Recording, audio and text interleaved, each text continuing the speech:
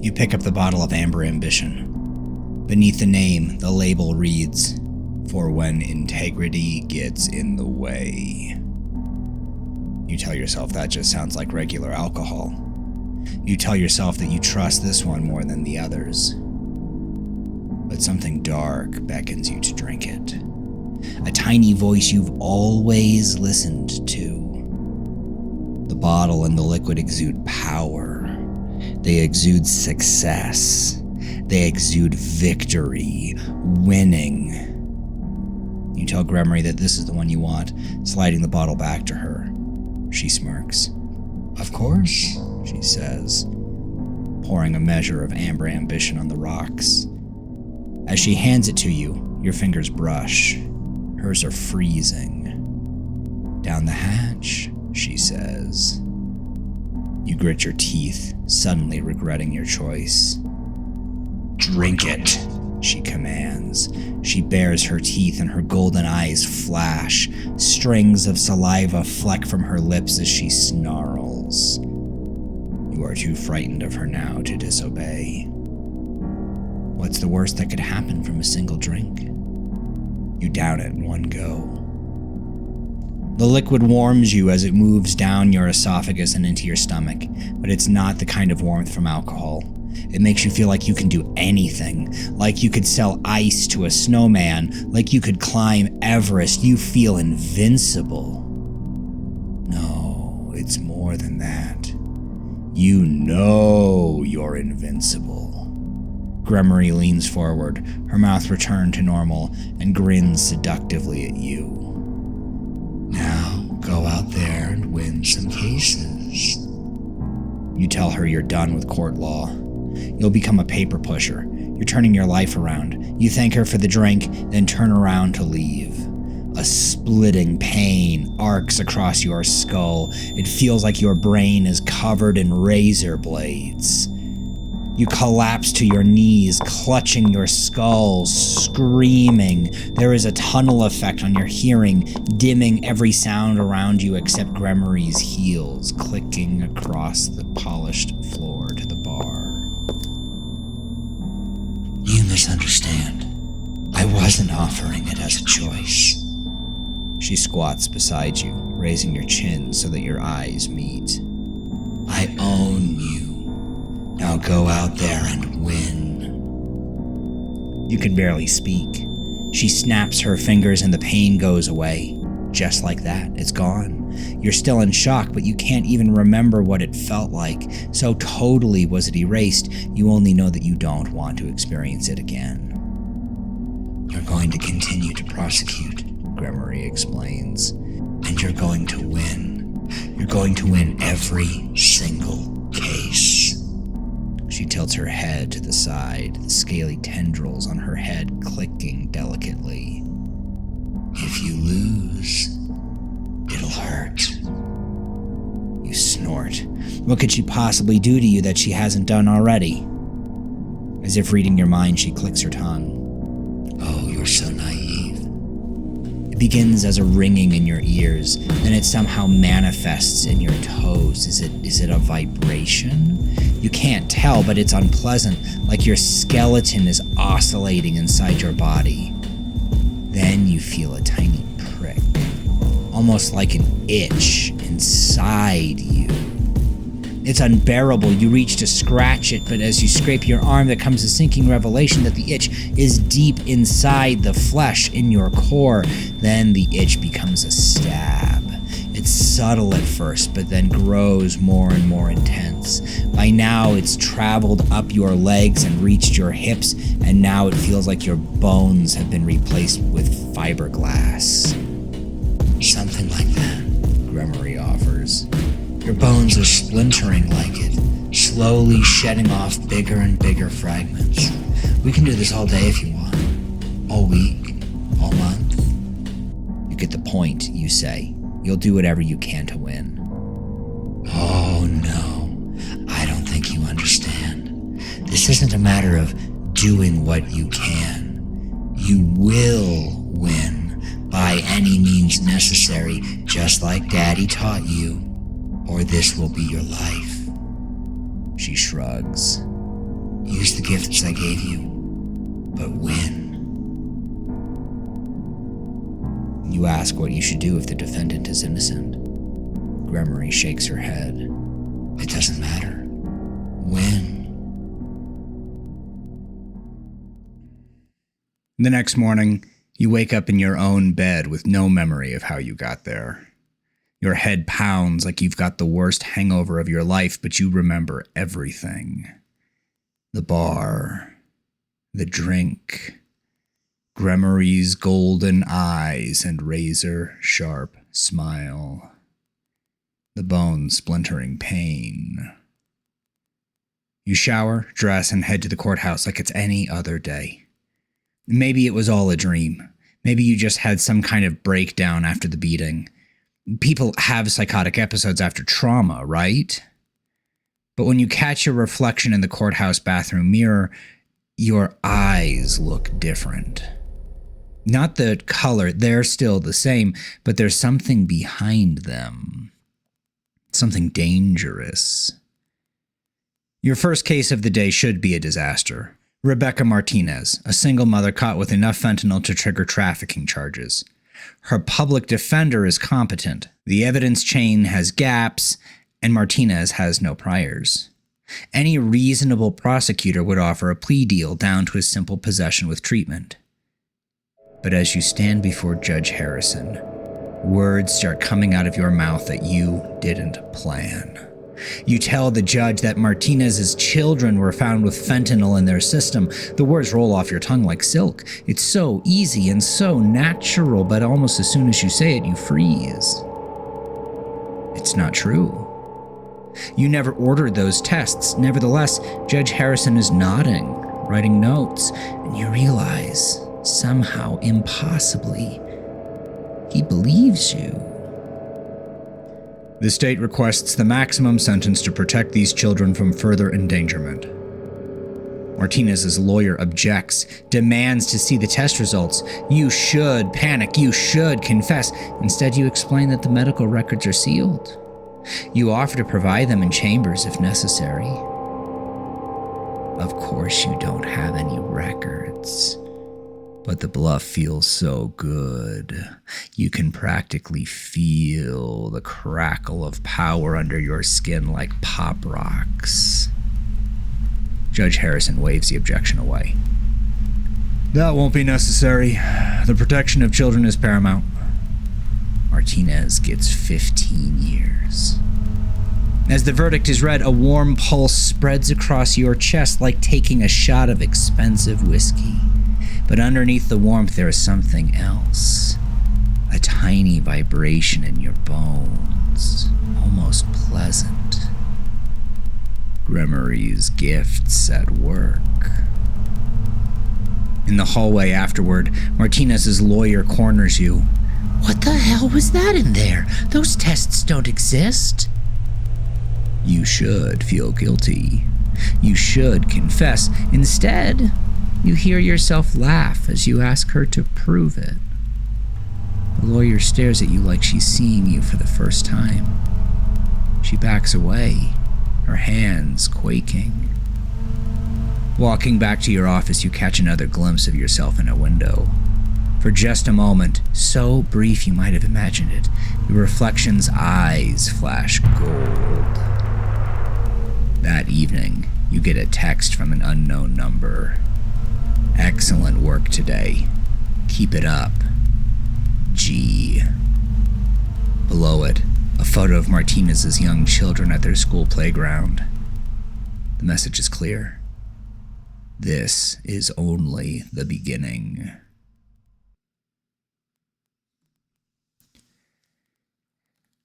Three weeks later, you haven't lost a single case. Your conviction rate has become the talk of the district attorney's office. Colleagues who used to joke around with you now give you nervous smiles and find excuses to cut conversations short. You tell yourself it's jealousy, but you've seen how they look at you when they think you're not watching. Like they're afraid. The gifts are getting stronger. Yesterday, you convinced a jury that a grainy security video clearly showed the defendant's face, even though the footage was so dark you could barely make out a human shape. The words just flowed out of you, each syllable carrying weight that had nothing to do with logic. When the foreman read the guilty verdict, you felt that warm pulse again, stronger this time, and for just a moment, you swear the jury's eyes flashed gold, too. But it's the physical changes that worry you most. Your fingernails have started growing faster. You have to cut them every few days now, and they're harder than they used to be. Almost like claws. They're turning a jaundiced yellow. Your voice sometimes carries an echo that shouldn't be there, especially when you're addressing the court, and your reflection sometimes smiles when you're not smiling. There is a persistent hunger now, not for food you barely eat anymore, but for the next case, the next win, the next hit of that warm satisfaction when another defendant gets dragged away in chains. You've started staying late at the office, reading case files, looking for new ways to destroy lives. Your ex, Sam, calls on a Thursday evening while you're reviewing evidence for tomorrow's trial, voice laced with concern as they ask you how you're doing. They're concerned, even though things didn't end well, but ever since you got jumped, you should be touched. Sam is the first person in weeks to show genuine care for your well-being, but instead you find yourself analyzing their tone, looking for weaknesses. You say you're fine. Work is going really well, you explain. Amazing, in fact. Sam says that's what they're worried about. Emma, an old friend from school who worked in the public defender's office, said she saw you in the courthouse and said you looked different. Scary. Dangerous, you mentally finish for Sam, smiling. The line goes quiet for a long moment. You stare at your reflection in the office window. In the glass, something with golden eyes and too many teeth stares back. You tell Sam you're hanging up, ending the call before the protests can begin. You block the number. Then you block Emma's number. Then you block everyone's number in your contacts who might worry about you. You don't need their concern. You have work to do. The next morning brings your biggest case yet. Thomas Chen, a respected teacher accused of embezzling funds from the school's special education program. The evidence is circumstantial at best, and Chen has character witnesses lined up around the block. His defense attorney is Maria Santos, one of the best in the city. It should be impossible to win, but as you walk into the courtroom, you feel Gremory's gifts stirring beneath your skin like restless serpents. Your fingernails click against your briefcase. When did they get so long? And your reflection in the courthouse mirror winks at you. You're going to destroy Thomas Chen, and you're going to enjoy every second of it. 6 months later, you're untouchable. Your conviction rate is 100%. Local news has done features on your revolutionary prosecution methods. The DA has hinted that when he retires next year, you're the obvious successor. You have everything you ever wanted. Except for the dreams. Every night you dream of the people you've destroyed. They stand in endless rows, their faces hollow, their eyes accusing. Marcus Williams is there, now broken after 6 months in maximum security. Rebecca Martinez's children taken by the state after their mother's conviction. Thomas Chen, who hanged himself in his garage after losing his teaching license. You wake up each morning with their voices echoing in your head, but the hunger drowns them out. Another case, another win, another hit of that golden warmth. Your fingernails are claws now, retractable but always sharp. Your reflection has stopped pretending to mirror your movements. Sometimes you catch it arranging papers on your desk while you're looking the other way. And your voice. When you speak in court now, defendants sometimes start crying before you've even presented evidence. That's when they bring you the case that changes everything. We got a big one, District Attorney Morrison says, sliding the file across his desk. Federal corruption charges. This could make your career. You open the file, and your blood turns to ice. The defendant is Judge Courtney Winters, your mentor, the woman who hired you as a law clerk 12 years ago, who taught you everything about criminal law, who called you her brightest protege and invited you to family dinners when you had nowhere else to go. The charges are elaborate: taking bribes, fixing cases, conspiracy. The evidence is damning: bank records, recorded conversations, testimony from co-conspirators. All of it fabricated. You know it's fabricated because you recognize the style. It's the same impossible persuasiveness that now flows through your words, the same golden shine that flickers behind witnesses' eyes when they lie for you. This is Gremory's work. Judge Winters specifically requested you as prosecutor, Morrison continues. Says she trusts you to handle this fairly. Touching, really, considering what we're about to do to her. You stare at the photo clipped to the file. Judge Winters at last year's Bar Association dinner, smiling proudly beside you as you received an award for prosecutorial excellence. The award sits on your desk now, but the inscription has changed. Instead of your name, it reads, "To Gremory's faithful servant." Your phone buzzes. A text from the same unknown number. Time for your final exam. Win this case and you'll have everything. Lose. Well, you remember what losing feels like. Gee. Another text immediately follows. P.S. She's not really innocent. No one is. You're just helping the truth come to light. But you know that's a lie. Judge Winters is one of the few truly honest people you've ever known. She's being destroyed because Gremory wants to test your loyalty to see if there's anything left of your soul worth saving. You close the file and look at your reflection in Morrison's window. Golden eyes stare back, and this time they're not your reflection's eyes. They're Gremory's. You ask Morrison when you start? Morrison grins. Tomorrow. And remember, this one's for the city. The public needs to see that nobody is above the law.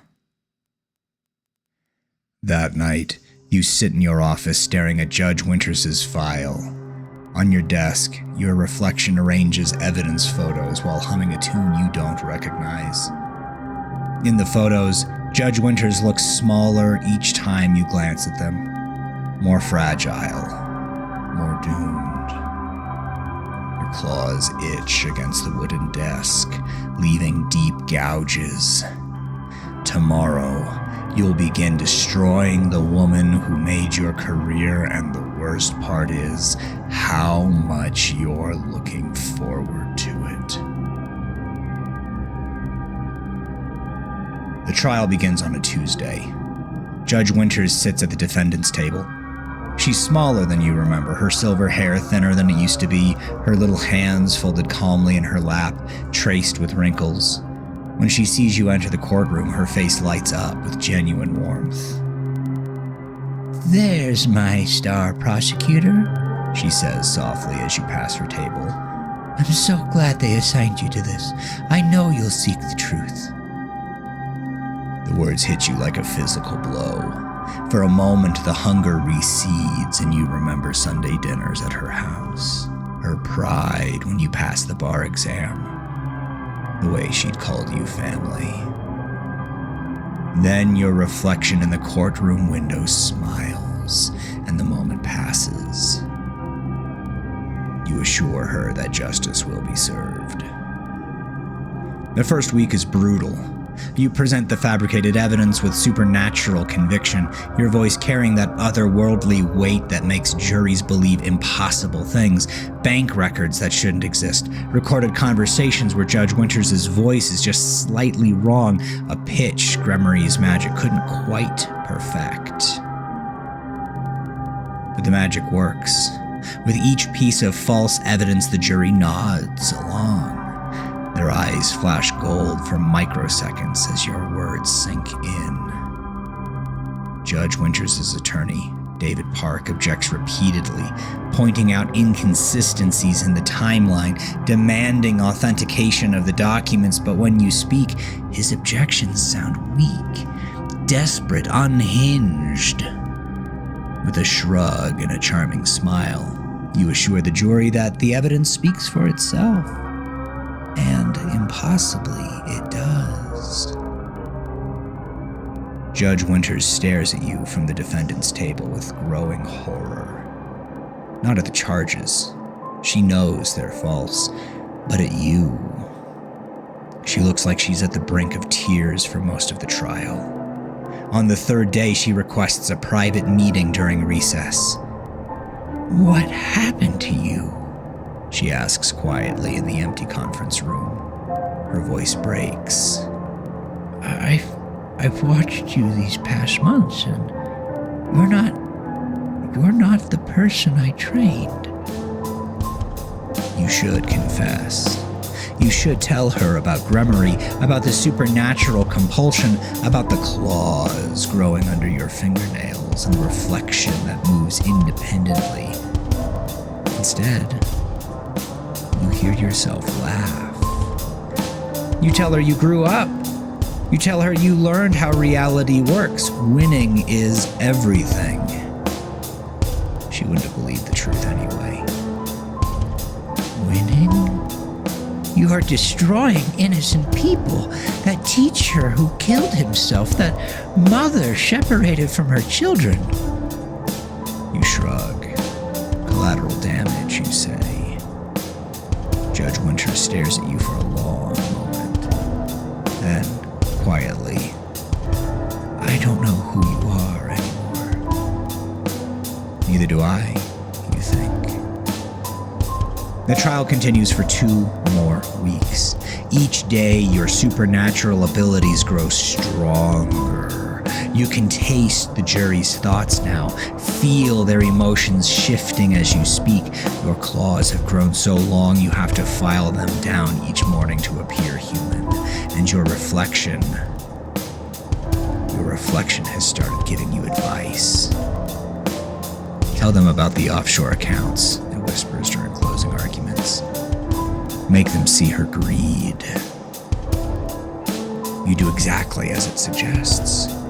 When the guilty verdict is read, Judge Winters doesn't cry. She just looks at you with profound sadness, as if mourning someone who has died. You feel the familiar warm pulse, stronger than ever before. Golden light flickers behind your eyes. In the gallery, you spot a familiar figure in a shadow suit, golden eyes gleaming with pride. Gremory nods once, then vanishes.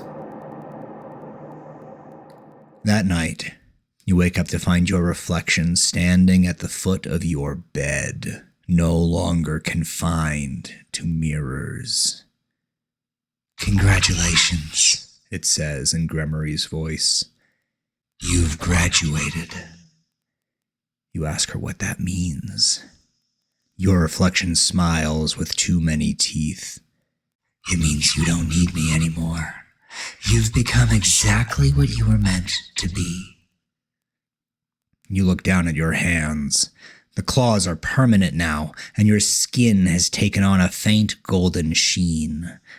When you speak, your voice carries that supernatural weight even in casual conversations. Judge Winters gets 25 years. Your reflection continues. She'll die in prison, broken and forgotten. And you'll be DA within the year. Senator after that, maybe governor. The sky's the limit for someone with your talents. You try to feel guilt, remorse, anything human, but there's only hunger. Already you're thinking about tomorrow's cases, tomorrow's victims, tomorrow's wins. Your reflection begins to fade back into the mirror. Its job done. Sweet dreams. And remember, you chose this. Every step of the way, you chose this. In the morning, you wake up to news that Judge Winters attempted suicide in her cell. She survived, but barely. You pour yourself a coffee and check your calendar for the day's court schedule. 3 new cases. 3 new opportunities to destroy.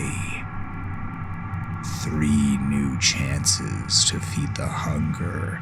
That's all you have left.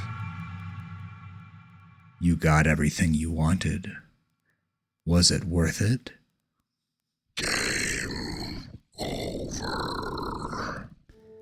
Thank you for sharing my nightmares and helping me carry the grief. If you enjoyed the story, please share your favorite nightmare with a friend or family member, leave a comment, and don't forget to subscribe. If you want to go deeper, ever wondered what your favorite story reveals about your psychology? I offer story shadow readings where I analyze what your chosen narrative says about your inner patterns and growth edges. I also do psychological tarot readings focused on shadow work and pattern recognition rather than predictions. Links to both services are in the description if you're curious about what insights might emerge. For ongoing support, you can find me on Patreon or buy my books on Amazon. I've linked to both in the description. You can connect with me on Instagram or Threads at Nightmares and Grief. Thank you for sharing this time with me. Good night.